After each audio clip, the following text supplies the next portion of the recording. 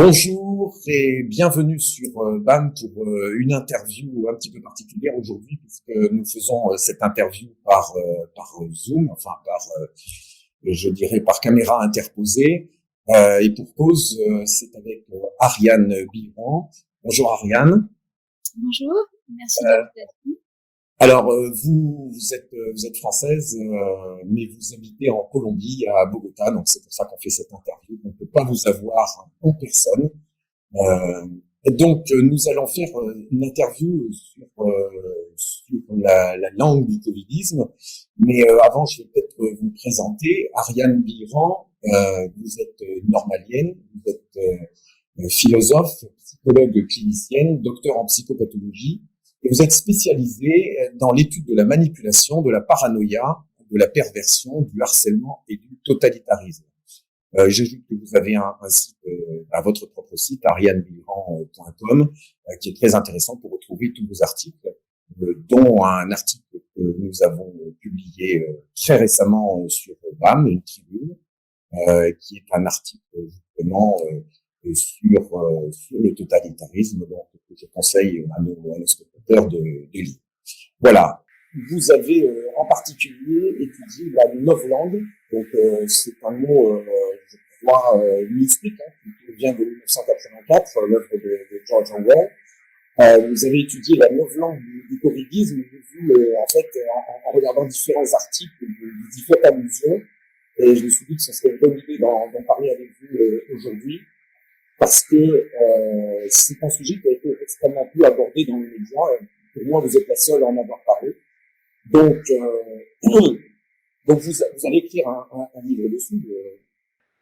On a écrit en fait un livre, il est fini avec donc le professeur de mathématiques Vincent Pavon, maître de conférence à l'université d'Aix-Marseille. On a coécrit ensemble un livre sur effectivement le statut de la corruption de la langue et de l'idéologie dans cette crise, et avec un retour sur l'origine, le démarrage en fait aussi de cette crise. Donc il va apparaître au premier trimestre 2022. D'accord. Mais c'est un mathématicien. Qu'est-ce qu'un mathématicien a à voir avec avoir la langue?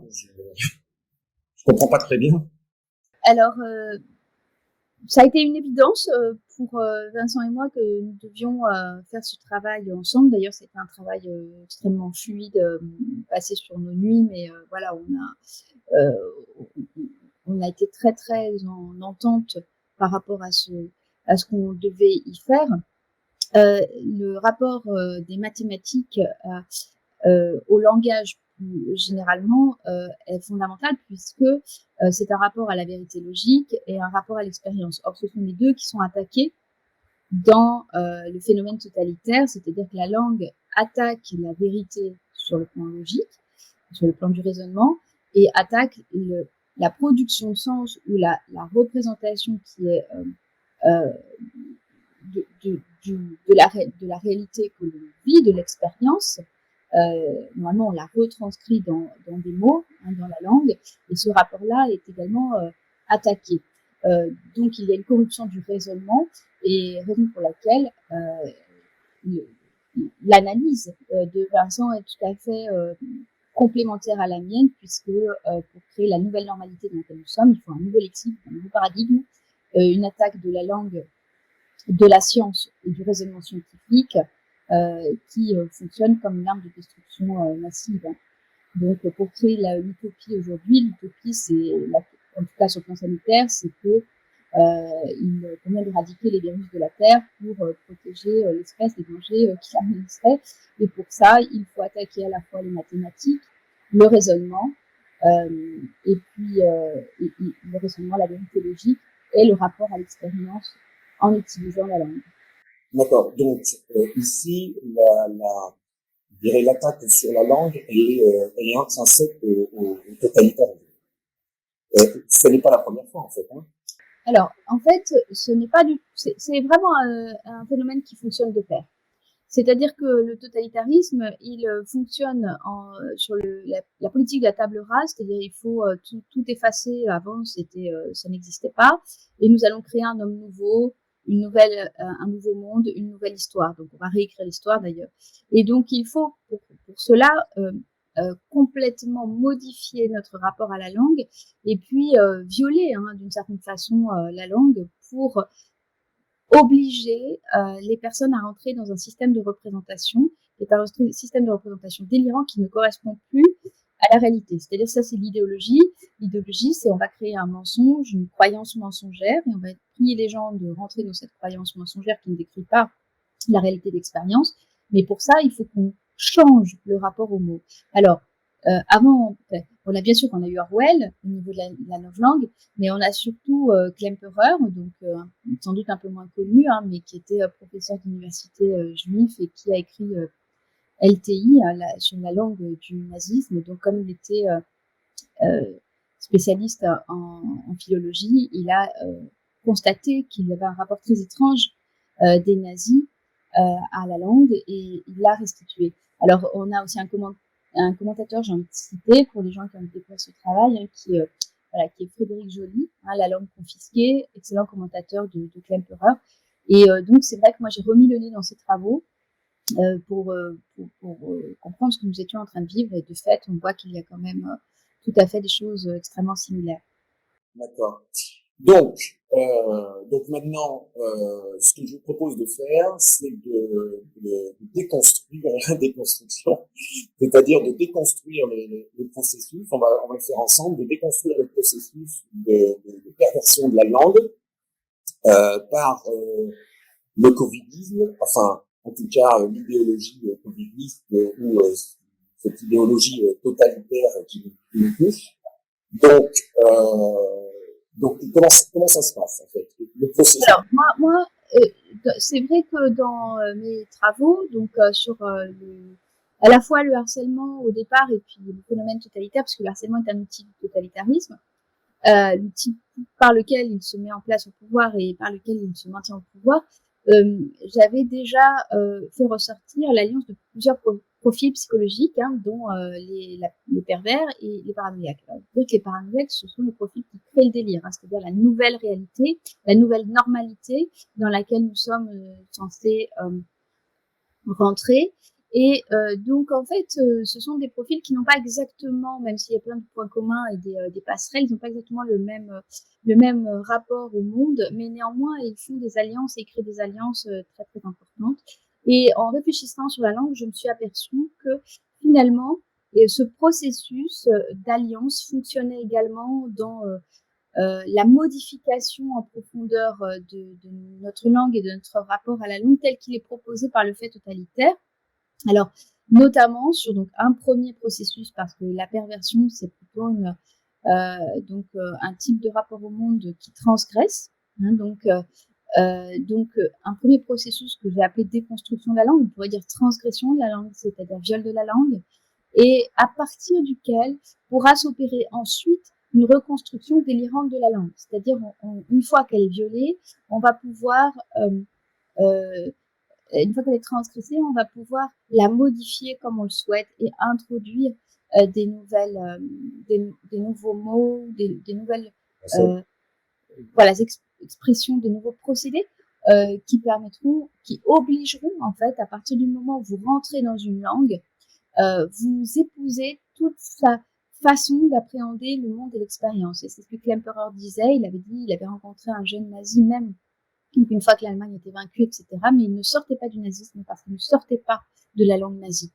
Donc c'est vraiment fondamental de regarder cet aspect. Ça, voilà. Je vais vous poser juste une petite question pour que nos spectateurs voient vraiment je dirais la signification, vraiment, enfin la portée de ce processus, de ces procédés. Vous avez identifié combien de mots de vocabulaire, peut-être, qui ont été pervertis, nouveaux ou créés dans cette novlangue du covidisme, et par rapport à combien de mots de vocabulaire moyen d'une personne moyenne?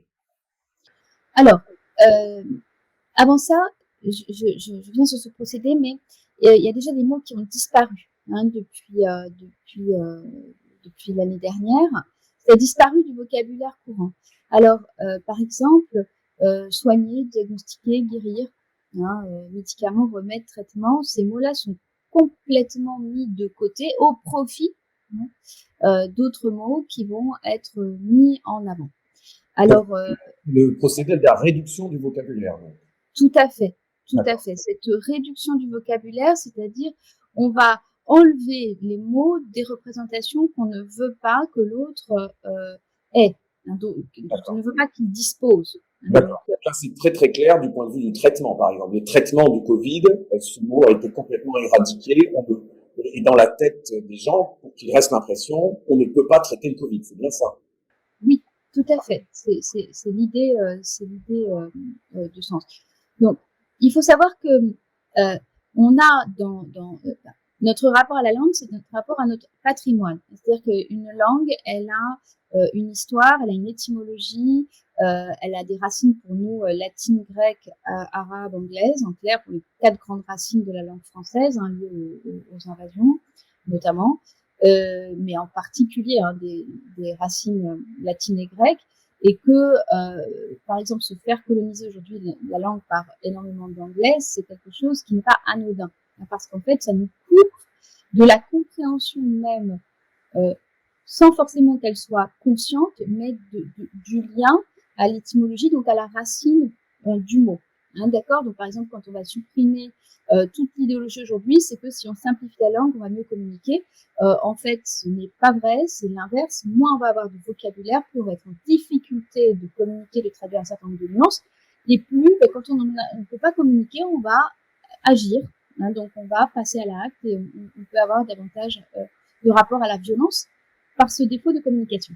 Et donc, cette présence historique de notre patrimoine est très importante parce que ça nous permet de retrouver, par exemple, la suppression de l'accent circonflexe, c'est pas du tout anodin parce que l'accent circonflexe, historiquement, c'est la présence du S, et c'est comme ça qu'on retrouve facilement des étymologies. Ce n'est pas parce que les gens ne le savent plus que ça n'existe pas.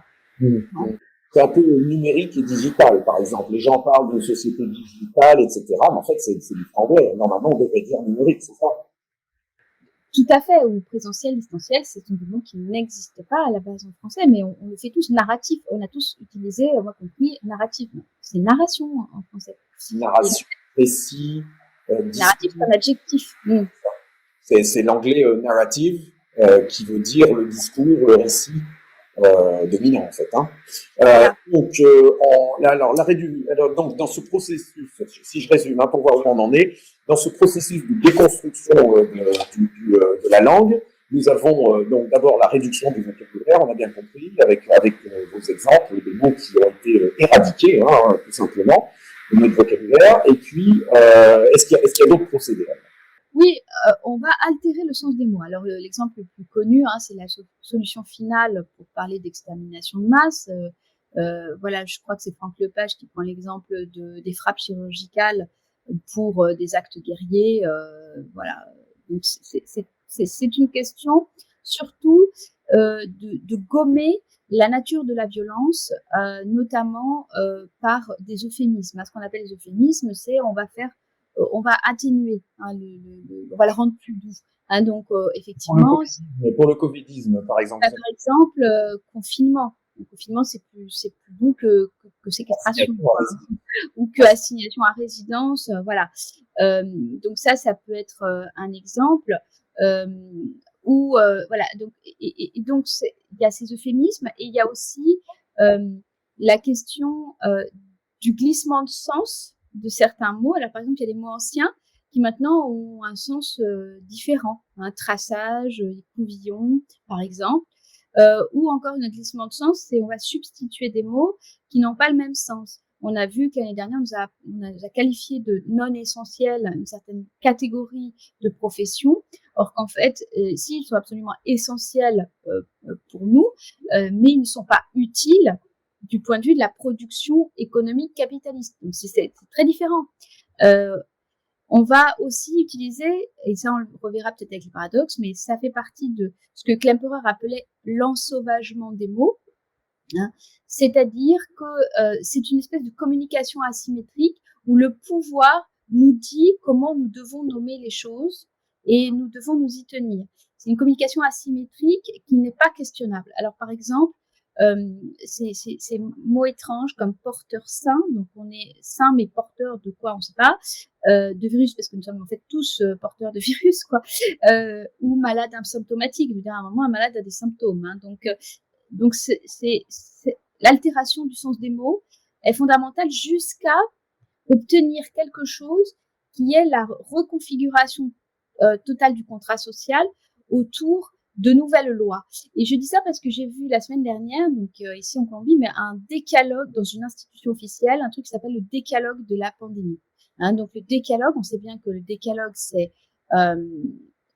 sont les lois divines, en fait, fondamentales pour pouvoir vivre en société. Tu ne tueras point, c'est la base, interdit du meurtre. Et maintenant, c'est tu te laveras les mains. Bon, réécrit les tables de la loi, quoi. Comment? Ils ont réécrit les tables de la loi. C'est ça.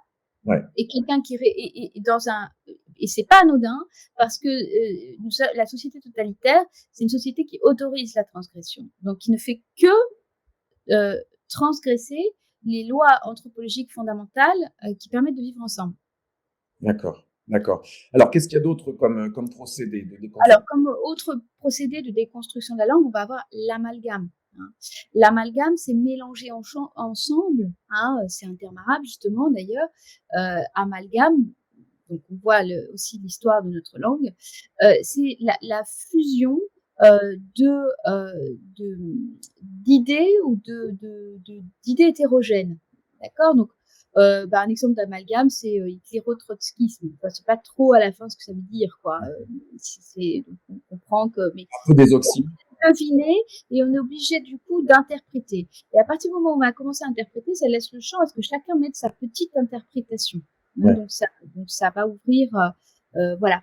Alors, par exemple, dans ce qui nous occupe, là sur ce registre sanitaire, j'ai relevé des amalgames entre létalité et mortalité, entre malade et testé positif, entre porteur du virus et testé positif négatif, entre malade et contagieux et assassin, entre réanimation et soins intensifs, entre anti-vaccin en général et anti-vaccin Covid, entre anti-vaccin Covid et criminel, entre jeunes et égoïstes, voilà, etc. Donc, anti-vacciné. Je veux dire que l'amalgame principal de toute cette crise, c'est l'amalgame entre la politique, l'épidémiologie et les mathématiques. Donc, il y a vraiment voilà, jusqu'aux multinationales de la vaccination qui maintenant, en fait, ont pris le pouvoir politique. Hein, donc, c'est très clair. Ouais. Ok. On continue dans les procédés. Après, il y a les paradoxes. Alors ça, c'est fondamental. Ça fait partie des processus pervers. Justement, ça fait partie de la manipulation perverse. Hein, tous ceux qui ont un tout petit peu étudié le sujet savent que la question du paradoxe est fondamentale. Alors, qu'est-ce que c'est un paradoxe? C'est proposer deux termes, une expression, une phrase qui dit tout et son contraire à la fois. C'est là qu'on réintervient la question des mathématiques, c'est-à-dire du principe logique de non-contradiction. Une chose ne peut pas être elle-même et son contraire à la fois. Et donc, le paradoxe, il est là pour casser tout accès au raisonnement et tout accès au sens. Donc, ça a vraiment des conséquences très, très graves. Alors, dans les expressions paradoxales, j'en ai cité tout à l'heure, c'est le malade asymptomatique. C'est-à-dire, on n'a pas de symptômes, mais on est malade. Hein. Ensuite, on peut quand même regarder il y a énormément d'exemples, hein, bien sûr, de paradoxes, mais moi, je vais en prendre quelques-uns. Dans un discours du 2 mai 2020, Olivier Véran donc, parlait des brigades sanitaires comme des brigades d'anges gardiens parce qu'elles allaient venir au contact des malades. Sauf que brigade, c'est pas un terme d'ange gardien, c'est un terme militaire. Donc on est en train de brigades, on est en train d'associer des registres qui sont paradoxaux. D'ailleurs, ces brigades n'avaient pas du tout la fonction, comme il l'a dit, d'assurer la protection des personnes malades, mais plutôt d'opérer un fichage de la population et des cartographies de territoire. Hein, avec cas contact, etc. Donc, on voit bien que c'était pas, sa fonction était plus brigade que ange gardien. Voilà.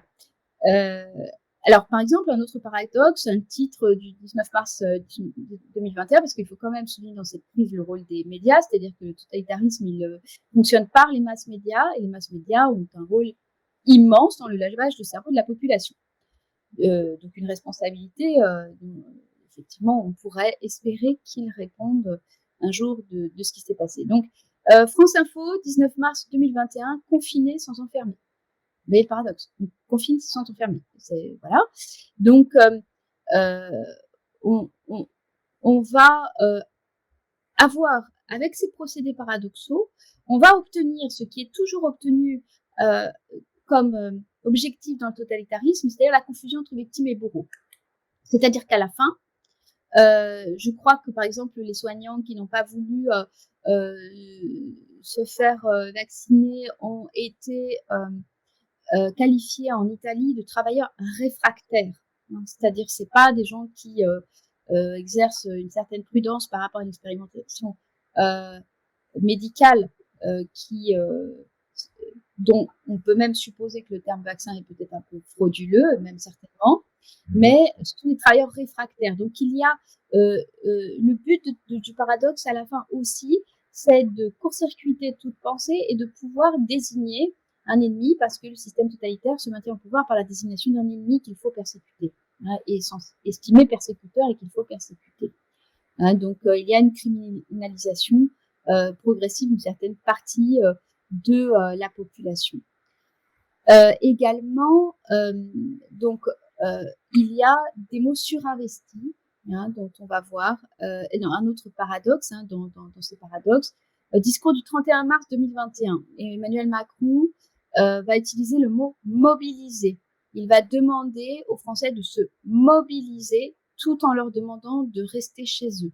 Mobiliser vient du latin movere, se mouvoir. Donc, il leur demande de se mouvoir tout en restant chez eux. Il faut comprendre que l'inconscient, il l'absorbe, hein, même si consciemment, on n'a pas tout à fait... on croit qu'on peut entendre autre chose. Hein. Alors, Klemperer disait que dans le régime totalitaire, il faut que les dignitaires du régime trafiquent la langue, dotent les mots d'un double sens, voire d'un triple sens, jusqu'à ce que les mots ne veulent plus rien dire. Hein. Donc, c'est pour ça qu'à un moment donné, on nous a expliqué que c'était une pandémie tout en modifiant la définition. Et puis, cette année, le président a parlé d'épidémie dans l'épidémie. Donc, c'était plus une pandémie, c'était une épidémie dans l'épidémie. Donc, on ne comprend plus rien et c'est bien le but de l'opération. Et puis, enfin, pour la déconstruction, on peut repérer un autre procédé qui est la désaffectivation. C'est-à-dire, on va enlever toute une gamme d'émotions et de nuances qui est portée dans justement, dans le raffinement de notre langue, pour garder essentiellement 3 autoroutes qui sont la terreur, l'empathie, manipulation de l'empathie et la culpabilisation. Et sur ça, on va rajouter une poudre de sentimentalisme et de grandiloquence. Hein. Donc, je vais citer, par exemple, 13 avril 2020, le président qui nous dit « Nous voilà tous solidaires, fraternels, unis, concitoyens d'un pays qui fait face, concitoyens d'un pays qui débat, qui discute, qui continue de vivre sa vie démocratique, mais qui reste uni. » Ben c'est la vie démocratique. Ben oui, évidemment. Et en fait, tout le but de la concentration sur ces 3 boulevards, terreur, empathie et culpabilité, empathie, la culpabilité vient de l'empathie, hein, c'est-à-dire on va tuer sa grand-mère, etc., eh bien, amène au final à quelque chose qui est, il faut regarder les registres sémantiques hein, qui sont utilisés. Il y a un des registres sémantiques extrêmement puissants, celui du sacrifice. Hein. C'est-à-dire qu'on va exhorter les gens au sacrifice, une partie de la population au sacrifice jusqu'à faire en fait un sacrifice, parce que les mots précèdent aussi les actes. Hein, donc il ne faut pas du tout prendre à la légère toutes les images extrêmement violentes qui ont été utilisées l'été dernier, par exemple sur aller chercher les gens avec la police, les menotter, les forcer, voilà.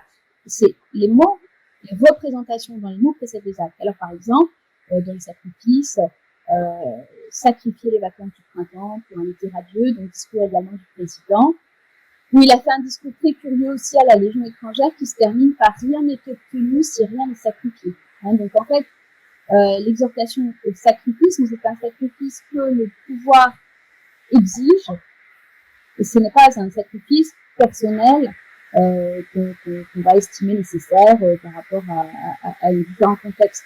Hein, il l'exige ou il le manipule pour l'obtenir. Oui, d'ailleurs, en Belgique, Alexander De Croo avait en son temps remercié les jeunes d'avoir sacrifié une partie de leur liberté, de leur jeunesse, ou je ne sais quoi. Donc on est toujours dans le sacrifice. Donc ça, c'était la déconstruction de la langue. Et donc après le processus de déconstruction de la langue, on a le processus de reconstruction délirante de la langue. J'aime bien ce mot parce que c'est un mot que vous comprenez d'une certaine manière en tant que psychopathologue, et puis nous, bien sûr, les personnes ordinaires, on le comprend autrement, mais on comprend très bien ce que ça veut dire un délire, puisqu'on se trouve dans un délire. Je ne sais pas si d'ailleurs tout le monde en a conscience. Et donc la reconstruction délirante de la langue, là aussi, il y a des procédés différents. Donc, dans la reconstruction de la langue, encore une fois, c'est faire en sorte que cette nouvelle langue décrive une autre réalité, une nouvelle réalité. C'est-à-dire que, comme le disait déjà Hannah Arendt, il ne s'agit pas seulement d'une idéologie, c'est-à-dire d'une fausse croyance qu'on doit avaler. Il faut que le réel de l'expérience plie sous cette idéologie, qu'il finisse par y ressembler. Donc, on va faire absolument l'inverse de ce qui se passe quand on est sain d'esprit. Quand on est sain d'esprit, on sait qu'il y a réel de l'expérience et que c'est celui-ci, hein, et que voilà, comme je prends toujours cet exemple, on n'arrose pas une plante avec du pétrole, mais avec l'idéologie, on va vous faire un doctorat en 300 pages pour vous expliquer que si et que c'est très bien et qu'il faut le faire. Il va falloir le faire. Voilà, donc c'est à peu près ça, un procédé totalitaire. Donc, alors, d'abord, il va falloir introduire des nouveaux mots, ce qu'on appelle les néologismes. Alors, les néologismes, c'est très pratique parce que ce sont des mots qui ne sont pas définis et dans lesquels on va pouvoir charger d'un certain nombre d'émotions, de représentations et de choses comme ça très où chacun va y mettre ce qu'il veut et va y mettre aussi toute sa dimension archaïque, sa frustration, son envie, enfin voilà, absolument tout ce qu'on veut, cette espèce de mot valise, de mot fourre-tout. Le plus célèbre, à mon avis, est complotisme, dont j'ai déjà dit que ça ne voulait rien dire, parce que la question, ce n'est pas de dénoncer des complots, la question, c'est de savoir s'ils sont vrais ou ils sont faux.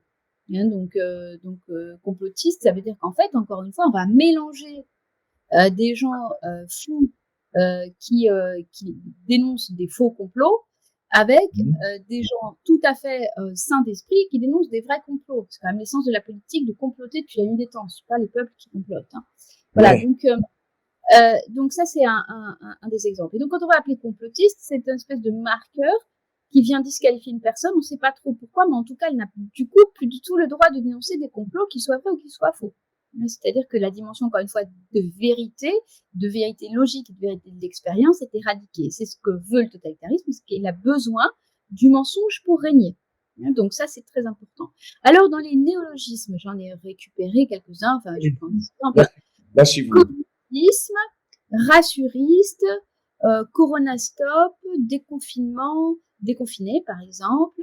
Dans les néologismes, on a aussi les mots anglais qui arrivent. Donc cluster, ce sont des sortes de foyers où se transmettrait de façon rageuse l'épidémie, ou encore coping. Ça, c'est pour les néologismes. Il y en a plein d'autres, hein, mais parallèlement, il faut conquérir, c'est-à-dire une dimension guerrière par rapport à la langue, puisqu'il va falloir qu'elle soit, après ce viol, il faut qu'elle soit modifiée. Et donc, on va envahir la langue commune par un champ lexical de représentation. Alors, en l'occurrence ici, de la technique savante. Donc, je vais en citer quelques-uns. Variants, agents infectieux, asymptomatiques, auto-isolement, cellules hautes, charge virale, chaîne de transmission de l'infection, certificat d'immunité, contagiosité, crise sanitaire, couvillon, faux négatif, faux positif, foyer infectieux, insuffisance respiratoire, quarantaine, période d'incubation, port d'entrée, port de sortie, propagation virale, taux de létalité, taux de mortalité, comorbidité, etc., etc. En fait, qu'est-ce que c'est ? Ce vocabulaire de la technique savante n'a pas vocation à être dans le champ du public de la société civile. C'est un vocabulaire technique du champ médical, mais qui devient en fait, qui va s'étendre dans la langue commune par l'impulsion des médias, de telle sorte que à la fois chacun va se croire savant et médecin, hein, malgré lui, et en même temps ne va rien y comprendre, hein, parce que quand on va parler de R0, EPI, anosmie, capacité d'intensification, hypoxémie, voilà, bon, voilà. Et donc, ce qui se passe, c'est que moi, j'en ai relevé une soixantaine. Il faut savoir que quelqu'un qui a un vocabulaire pauvre en France a 400 mots. Donc 60 sur 400. Vous faites la proportion de comment sa représentation du monde a pu se modifier, sachant que le fait d'appauvrir le vocabulaire, c'est vraiment une ambition politique qui est là depuis des décennies, qui se retrouve dans les livres scolaires, qui se retrouve dans la réécriture, par exemple, du Club des 5 pour les enfants, parce qu'évidemment, ils sont tellement débiles aujourd'hui, c'est la croyance qu'il faut se mettre à leur niveau. Hein, moi, un jour, dans l'édition, on m'a dit non, il ne faut pas écrire plus d'une page double parce que les gens ne sont plus capables de lire. Donc, en fait, c'est le nivellement par le bas. Et donc, ça crée aussi une société qui n'est plus de citoyens qui ne sont plus en capacité de se défendre face à la rhétorique, la pseudo-rhétorique politique et médiatique. Alors, par exemple, ce langage politique, il est donc savant médical, mais aussi technocratique. Et ce technocratique, ça aussi, Klemperer l'avait relevé, c'est-à-dire qu'en fait, il y a une déshumanisation du langage, de la langue, pour en faire un objet de la technologie, aujourd'hui de la numérisation. Voilà. Alors, par exemple, on va avoir isolement prophylactique, contact tracing, protocole, voilà. Et donc, ce qui est d'autant plus inquiétant, c'est que sur ces termes, par exemple, qui sont difficilement compréhensibles pour tout le monde parce que, et pour cause, en fait, par exemple, le contact tracing, c'est tout simplement la traque des citoyens et d'ailleurs exercée par des conseillers CPAM embauchés simplement pour l'occasion, sans aucune formation de santé, payés au salaire minimum. Donc en fait, on rend flic n'importe quel citoyen. Donc on a aussi des glissements. Donc, tout le monde devient médecin et tout le monde devient policier. Et d'ailleurs, on le voit dans voilà. Alors dans le nouveau lexique, il y a aussi des marqueurs, donc c'est des termes qui à la base ne relèvent pas du champ sémantique de la technique médicale, mais qui vont être utilisés pour. Donc ça va créer de la confusion. Par exemple, vague. Cas confirmé, cas contact, cas primaire, cas secondaire, cas suspect, contact étroit, contact non étroit, ventilateur, volatilité, virulence, voyage non essentiel, métier non essentiel, coude à coude, geste barrière, etc. Donc en fait, il y a toute une perfusion d'un nouveau vocabulaire hygiéniste, mécaniste, technocrate, qui sous-tend une définition qui a énormément évolué de la santé, mais qui n'est pas dite, cette définition étant qu'aujourd'hui la santé, c'est l'absence totale de potentiel maladie, ce qui est un objectif inatteignable. Donc, nous sommes tous donc malades en soi. Oui. Voilà.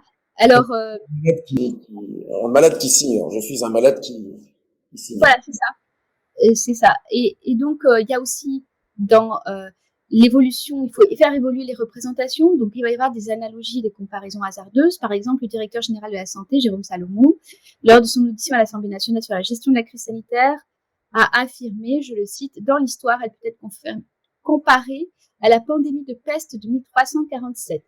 Juste rappeler que la peste noire a emporté la moitié de la population européenne. Mais en faisant ce genre de comparaison, on induit donc dans l'esprit de l'auditeur effectivement la terreur que l'on souhaite et l'amalgame, encore une fois, qu'on souhaite faire. Alors, dans la grippe espagnole, ils ont fait ça avec la grippe espagnole en comparant avec la grippe espagnole qui a tué beaucoup de jeunes au sortir de la guerre de la Première Guerre mondiale et qui ont porté des millions de gens, ce qui n'a jamais été le cas de cette épidémie. Voilà, pour l'instant, parce qu'évidemment, nous avons de nouveaux paramètres maintenant avec les expérimentations. Dans l'introduction, dans le cambriolage de la pensée des gens, donc on vient mettre des nouveaux meubles dans la maison, il y a les slogans. Alors les slogans, c'est très pratique parce que ça évite de penser et ça vient introduire des espèces d'endroits où on ne peut pas penser parce que il y a eu ce sont des étiquettes qui sont collées sur les meubles.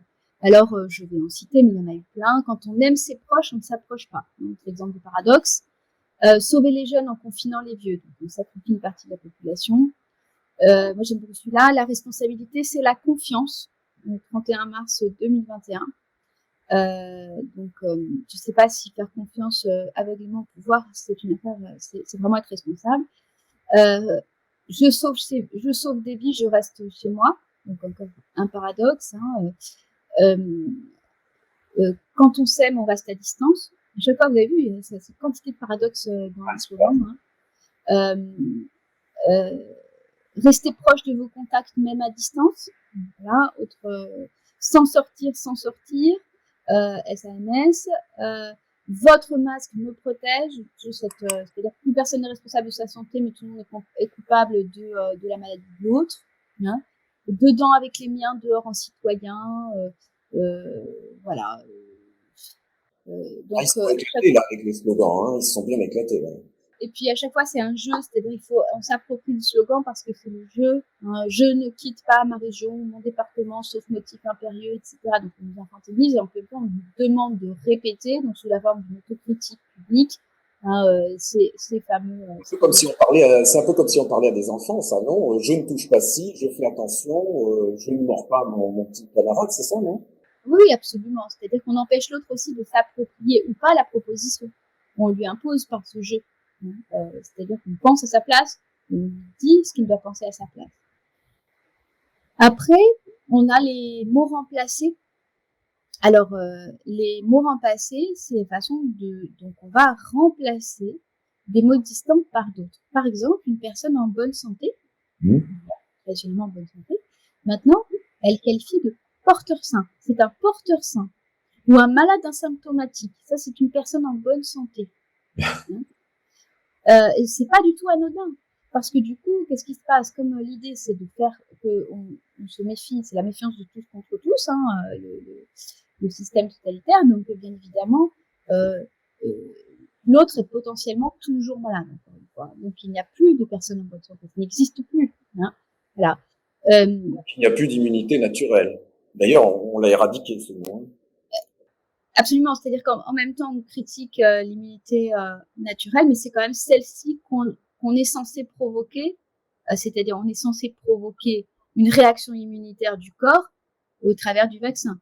Donc c'est quand même qu'à la base, elle existe. Mais bon, il y a tout est paradoxal et plus rien n'a de sens. Et c'est bien parce que plus rien n'a de sens qu'au bout d'un moment, que font les gens, et c'est bien logique, ils disent, je n'arrive plus à penser tout ce qui se passe, je ne pense plus. Voilà. D'accord. Voilà. Donc, ensuite, on a ce qu'on va appeler les métaphores techniques et mécaniques. Donc là, c'est vraiment Klemperer qui en avait parlé et on le retrouve. C'est-à-dire qu'il faut déshumaniser. Comment on va déshumaniser? On va fusionner ensemble l'organique et le mécanique dans la langue. Par exemple, alors moi, je trouve cet exemple incroyable. On va prendre le virus en tenaille. Donc ça, c'est quand même discours du 16 mars 2020 et du 31 mars 2021 d'Emmanuel Macron. Il y a à la fois l'idée d'un virus personnifié qui devient une personne qui circule très vite et de plus en plus vite et qu'il faut combattre comme un ennemi. Donc c'est un espèce de soldat sur les tranchées, il va falloir tirer dessus comme dans des jeux vidéo. Et en même temps, il faut le prendre en tenaille. Donc il y a un outil normalement de la mécanique. Enfin, quand il a servi en politique, cet outil, c'est dans la torture. Donc, j'ai regardé les derniers moments où on avait évoqué ça, c'était pour la guerre d'Algérie. Donc, c'est pas génial non plus dans l'inconscient des Français d'utiliser cette image. Et donc, il y a ça où on va parler, par exemple, de mesures de freinage, de frein, comme si nous étions des voitures. Donc, il y a toujours cette désaffectivation du protocole, de la révision. Voilà. Et donc, cette affaire de technique et de mécanique, c'est vraiment très important pour introduire une déshumanisation que l'on voit très bien puisque maintenant le peuple est divisé et beaucoup ont perdu de l'empathie pour qui ne pense pas comme lui. Donc il y a cette déshumanisation, elle est en cours et elle avance très vite. On a ça aussi un petit peu en Belgique. Enfin, en France, la France, c'est la patrie des acronymes, bien sûr. Mais en Belgique aussi, on a ça avec le Codeco, avec le CST. Le Codeco, c'est, je sais même plus ce que ça veut dire. Enfin, en tout cas, c'est un comité où le GEMS, le GEMS, ce sont des comités obscurs, on ne sait pas trop qui c'est. Ce sont des experts qui décident, qui vont décider de nos vies, en fait. Et donc, ce ne sont plus des personnes, ce sont des organismes désignés par des acronymes, par exemple. Et le CST, qui est un laissez-passer sanitaire quand même, ça devient le CST, Covid Safe Ticket, on l'a transformé en CST, donc on parle d'un truc qui ne veut rien dire en fait. Absolument. Absolument. On nage dans du non-sens où la seule logique, c'est la persécution ou le sacrifice. D'ailleurs, on pourrait faire un tout petit mot sur passeport sanitaire, qui donc, un, n'a rien de sanitaire, et deux, n'a rien d'un outil qui nous aiderait à circuler. Enfin, c'est en fait pour nous empêcher de passer. C'est important aussi. Voilà, Ah ben, ça, l'Europe l'a fait en parlant d'un Green Pass. Green Pass, c'est merveilleux comme mot contraire, puisque un Green Pass, c'est certainement pas un Green Light pour passer, puisque ça veut rien dire en fait. Ça arrête les gens qui ne l'ont pas, enfin, ou qui ne sont pas capables de l'avoir en tout cas. Sachant que ça a été déjà utilisé dans l'histoire, j'en parle dans le livre avec Vincent Pavant, le passeport vert et le passeport bleu pour l'entrée et la sortie du ghetto, chez les nazis. Ah, le passeport vert était... ah d'accord, ok. Donc c'est bizarre qu'il y ait pas eu un seul parlementaire européen pour nous rappeler ces sombres heures de l'histoire. Ok. Ensuite, vous en avez d'autres? Est-ce qu'il y a encore d'autres? Alors, en fait, il s'agit de réduire à la fois l'individu donc à un objet technique, quelque chose de mécanique. Et en l'occurrence ici, pour ce qui nous occupe, si on parle juste du verso sanitaire, il faut réduire l'individu à un état viral. Hein. Donc, il faut que tout soit orienté dans le langage pour qu'il ne soit plus qu'un état viral. Dans la reconstruction de la langue, il y a aussi la reconstruction de l'histoire. Hein. Et pour ça, il va falloir assigner un certain nombre de mensonges, et notamment dans les premiers principes. C'est sur ces premiers principes que nous sommes revenus effectivement avec Vincent Pavant. Par exemple, le rapport du Conseil scientifique du 12 mars 2020, où il est dit « Une manière classique d'empêcher la propagation des épidémies, c'est la fermeture des écoles et des universités. » Alors, classique. Donc, on aimerait savoir quand est-ce que ça s'est fait et en quoi c'est une manière classique. En fait, c'est une affirmation mensongère qui a été amenée comme une vérité dogmatique, comme un premier principe qui, je le rappelle, a mis au pas l'ensemble de la population mondiale. C'est parce que c'est la fermeture et le confinement qui sont estimés être une manière classique de gérer les épidémies. C'est à partir de cette base qu'on a entraîné une politique extrêmement tragique pour l'ensemble des populations mondiales, qui a entraîné des millions et des dizaines de millions de gens qui ont basculé dans la pauvreté extrême et l'infamie, je le rappelle. Alors, par exemple, pour reconstruire la langue, pour reconstruire l'histoire, on le voit ici, j'ai essentiellement relevé 3 registres sémantiques. Donc, si on parle à part le registre sanitaire, bien sûr, le registre guerrier, on a parlé de, je prends les discours politiques, riposte mondiale, avec un combat acharné de toute force dans la bataille contre un virus. Donc ça, c'est par exemple registre guerrier. Alors évidemment, à partir du moment où on va personnifier le virus, donc il va devenir une personne, et ensuite, comme il est devenu une personne, eh bien, ce seront les personnes qui vont être estimées à sacrifier ou dangereuses, puisque ce virus est un soldat à éradiquer de l'armée. Donc le processus de la métonymie, c'est-à-dire une partie, on désigne une partie pour désigner un tout. Et on personnifie, c'est-à-dire on personnifie, on amalgame, encore une fois, un virus, ça fait partie de l'organisme humain, à quelque chose d'étranger à nous déjà. Cet étranger à nous est une sorte de soldat ennemi contre lequel on rentre en guerre. Nous sommes en guerre, etc. Et finalement, ce soldat ennemi, ça devient une grande partie de la population qui, pour l'instant, ce sont les réfractaires au business des multinationales, mais demain, ça sera potentiellement toute la population. Je l'ai déjà dit, je me suis déjà exprimée à ce sujet. Autre registre sémantique, c'est le numérique, donc qui est arrivé. Voilà, donc présentiel, distanciel, enfin voilà. Donc tout ce registre-là n'est pas anodin puisqu'il s'agit de justement créer la distanciation sociale, qui est aussi un paradoxe parce que en fait il n'y a rien de social c'est une distanciation asociale, un isolement des individus, ce que je cherche le totalitarisme. Donc la question du registre numérique qui rentre et pénètre dans notre conscience comme un mode de vie acceptable et en tout cas substituable, qui peut se substituer à un mode de vie en chair et en os, devient quelque chose de très problématique. Le QR Et code, après, le fameux QR code. absolument, absolument. Et bien sûr, tout le registre transhumanisme qui pointe son nez. Alors, tout ça a entraîné un révisionnisme déjà dans des manuels scolaires, c'est-à-dire il y a des histoires de confinement, j'ai pu voir des extraits donc qui sont considérés comme des mesures sauvant les populations, etc. Donc on voit bien que nous sommes vraiment dans quelque chose qui avance, au niveau du régime totalitaire. Encore une fois, je pense que porter un regard sur la langue, c'est très important parce que c'est ce sur quoi nous ne prêtons pas nécessairement attention, mais à partir du moment où on emprunte le vocabulaire du colonisateur, on est déjà colonisé. Je crois que quand même, donc nous sommes tous exposés, hein, moi compris, et donc il faut être, je dirais que il est très important de porter une attention spécifique pour voir les endroits dans lesquels nous sommes déjà colonisés. D'accord. Alors justement, on va y venir à tout cela. Donc moi, je vais résumer très rapidement tout ce que vous venez de nous dire. Le processus de perversion du langage par le totalitarisme. Donc c'est par un processus en deux temps. D'abord la déconstruction de la langue et ensuite la reconstruction délirante de la langue. Alors la déconstruction de la langue, il y a plusieurs procédés. Il y a d'abord le procédé de réduction du vocabulaire, il y a le procédé d'altération du sens des mots, il y a la création d'amalgames, il y a les paradoxes et ensuite la désaffectivation de la langue.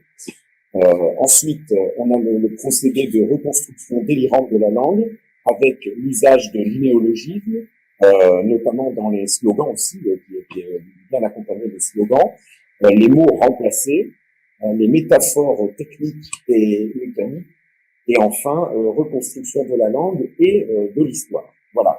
Donc ça, ce qu'on peut observer, on peut observer ça dans cette sorte de loi, on peut observer ça dans tous les totalitarismes qui ont pu être identifiés au cours de l'histoire. Donc ça a cours aujourd'hui, c'est ce que vous nous dites, c'est en train d'avoir cours aujourd'hui, notamment véhiculé par les médias qui ont un rôle éminemment important dans le lavage des cerveaux. Donc, ce que vous nous avez dit, en fait, on vise à casser l'accès au raisonnement et au sens, l'accès au sens, et donc de créer une confusion pour ensuite pouvoir embrasser une nouvelle réalité. Et on finit par évidemment confondre les victimes et les guerriers. Voilà. Donc, et vous avez parlé aussi du cambriolage de la pensée. J'aime bien le cambriolage de la pensée. Voilà. Donc, je voudrais passer quand même quelques minutes avec vous. Vous avez commencé à nous parler de solutions, de ce qu'on peut faire. Donc moi, j'aimerais vraiment que vous nous disiez là, en quelques minutes, après ce tableau assez noir de ce qui est en train de nous arriver, parce que on n'y échappe pas. Qu'est-ce qu'on peut faire? Voilà. Alors, je vais répondre du point de vue de la langue, hein, puisque c'est le sujet de l'émission. Du point de vue de la langue, on peut déjà reprendre comme plus fidèle ami un dictionnaire et s'interroger, c'est-à-dire commencer à se poser des questions et quand on voit arriver une nouvelle expression, se dire qu'est-ce que c'est que ce truc? Est-ce que je l'utilisais avant et qu'est-ce que ça veut dire? Hein? Et donc reprendre, c'est-à-dire ne plus coller à ce qui nous est demandé d'ingurgiter. Donc évidemment, plus vous allez regarder les médias par lesquels ce trafic et cette fraude de la langue circule, plus vous allez être intoxiqué.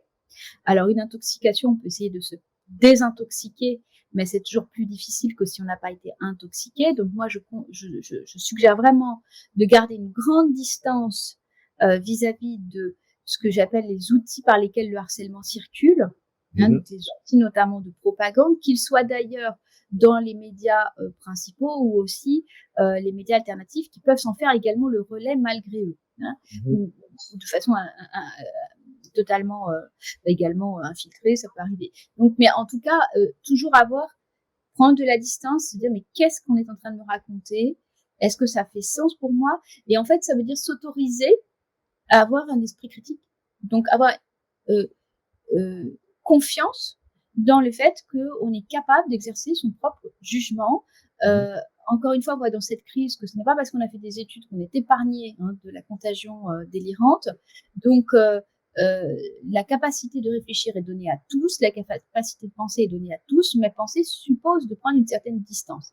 Donc, à un moment donné, de couper et de commencer à réfléchir sur les propositions qui nous sont faites. Les propositions et surtout, alors pour ceux qui ont vraiment réellement envie de se désintoxiquer, il y a un travail assez important à faire, c'est reprendre la chronologie des discours et des annonces médiatiques depuis mars 2020. C'est très intéressant, j'en ai fait une partie pour, en tout cas pour tous les discours présidentiels, etc. C'est très intéressant parce que déjà on voit le tout et son contraire, et on voit les glissements et quand est-ce que est amener une nouvelle notion, un nouveau néologisme, une nouvelle expression qui justifie une prise de décision sacrificielle. Donc, on prend les discours et on prend son stabilo boss, ou alors on prend un carnet, on écoute et on dit tiens ça c'est bizarre, ça c'est bizarre, c'est ça? Voilà. Alors moi je conseille surtout, évidemment, quand on peut lire les discours, c'est encore enfin, pour les côté politique qui sont sur le site de l'Élysée, on peut lire les discours, c'est toujours mieux quand on a accès à quelque chose d'écrit parce qu'il y a plus de distance. Parce que le problème de l'image, c'est que nous sommes, elle pénètre en nous, je dirais, malgré nous, et nous n'avons pas forcément la capacité. Le non-verbal. Et puis le côté fixe, c'est-à-dire qu'il n'y a pas une capacité réflexive qui est engagée comme dans la lecture d'un texte, par exemple. Mais néanmoins, il y a plein de médias qui ne fonctionnent que par l'image, mais il y a déjà eu des montages qui, en général, permettent, qui démontrent qu'en avril 2020, on s'est dit un truc, en juillet 2020, on dit autre chose, et la même personne, et puis non, les vaccins sont jamais obligatoires, et puis finalement si, et puis finalement non, et puis jamais il y aura de passe sanitaire, et puis finalement si, etc. Donc ça permet déjà d'évaluer le niveau de mensonge, mais porter toujours une attention soutenue à où sont les nouveaux mots. Qu'est-ce que c'est que ces nouveaux mots? Où est-ce qu'ils sont? Qu'est-ce qu'ils veulent dire? Et puis, des fois, si ça veut rien dire, c'est pas parce que vous n'avez pas compris. C'est que c'est fait exprès. Donc, vous ne comprenez rien. Donc, admettre qu'on ne sait rien, c'est souvent le plus grand pas vers la sagesse.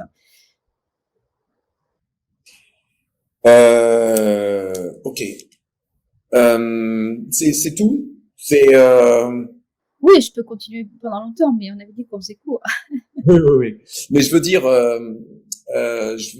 c'est tout ce qu'on peut faire, quoi, pour se défaire ça. Donc, on peut éteindre sa télé, on peut arrêter de lire les journaux mainstream, on peut, je sais pas, moi, c'est. C'est-à-dire qu'en fait, c'est tout, mais c'est énorme. C'est-à-dire que récupérer sa capacité de pensée individuelle, c'est ce qui va nous sortir de cette crise. C'est-à-dire ce qui va nous sortir du totalitarisme, comme dit Hannah Arendt, c'est quand les masses arrêtent de croire. Pour arrêter de croire, il faut commencer à réfléchir. Donc c'est fondamental en fait que chacun, en tant qu'individu, ait le droit à sa diversité d'opinions liée à sa propre réflexion. Aujourd'hui, ça n'est plus le cas.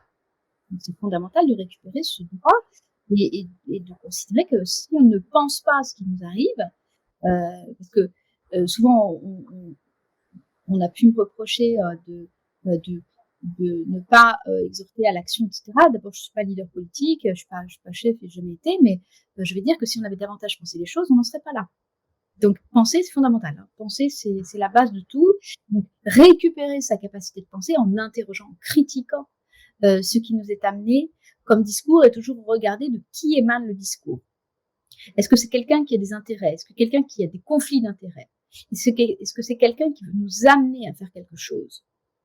Ou est-ce que c'est quelqu'un qui prend des risques, qui a plutôt que des histoires qui lui arrivent, des problèmes depuis qu'il a pris la parole, etc. Tout ça, ça donne des indications.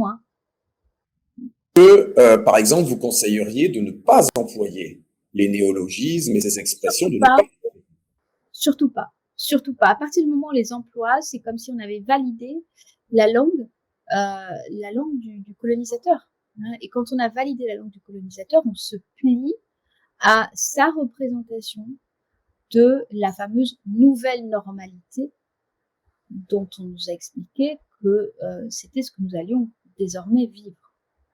D'accord. Ok. Mais je crois qu'on va arrêter là, Ariane. Je vous remercie beaucoup. Je passerai volontiers plusieurs heures à vous écouter. Mais si on veut être entendu, je crois qu'il faut qu'on arrête là.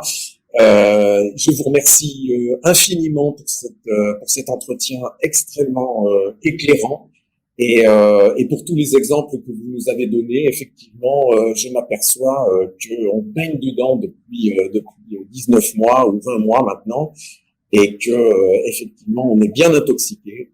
Merci d'avoir tout décortiqué pour nous. Je demande, si vous voulez, à nos spectateurs, si vous voulez en savoir plus, eh bien, vous pouvez toujours aller lire la tribune de l'article d'Ariane Bilran sur notre site bam.news. Continuez à nous suivre. Nous aurons encore des entretiens aussi éclairants et peut-être nous recevrons une fois de plus Ariane Bilran qui a encore beaucoup d'autres choses à nous dire sur le totalitarisme. Merci beaucoup, merci de votre attention. Au revoir Ariane. Depuis la Colombie. Merci beaucoup d'avoir suivi.